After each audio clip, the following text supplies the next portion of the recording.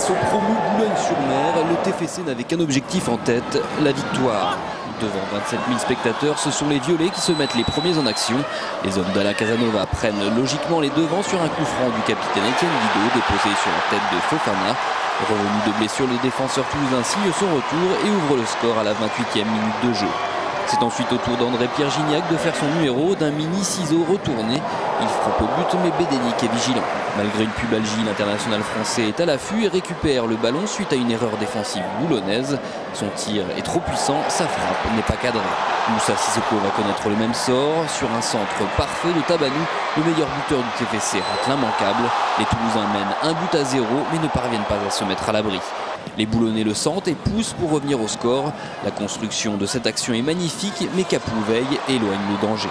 Il reste moins de 20 minutes à jouer et sans cette parade de Pelé, les Toulousains pourraient nourrir quelques regrets.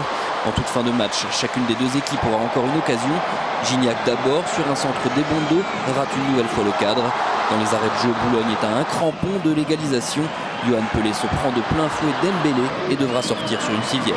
Score final, 1-0 pour les Violets, la victoire sans la manière. On aurait pu faire un joli match, faire plaisir à nos supporters. On a les 3 points, donc c'est toujours bien, mais voilà, il y a une bonne marge de progression par rapport à ce match-là. L'important, c'était de prendre les 3 points. C'est vrai qu'il y a eu certains matchs où on a été beaucoup plus flamboyant, beaucoup plus intéressant dans le contenu. Et malheureusement, on n'avait pas su prendre les 3 points. Ce soir, bon, le plus dur a été fait. Et ça nous permet d'avancer, ça nous permet de prendre confiance et puis de préparer cette semaine le match de Coupe d'Europe et ensuite le déplacement à Grenoble.